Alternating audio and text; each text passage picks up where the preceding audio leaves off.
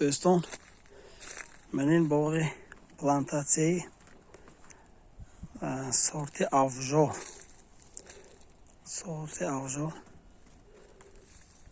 سورت اسپانیک می باشد.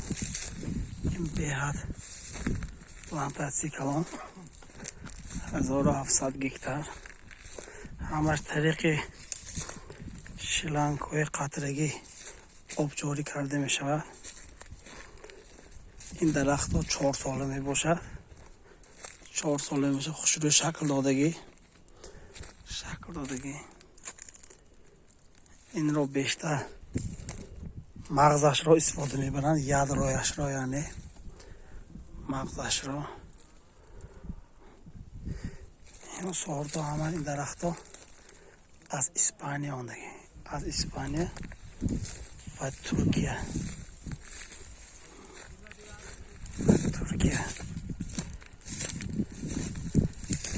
هر یک نوعی بادام تا 30-35-40% ید را میتر، یعنی که مغز.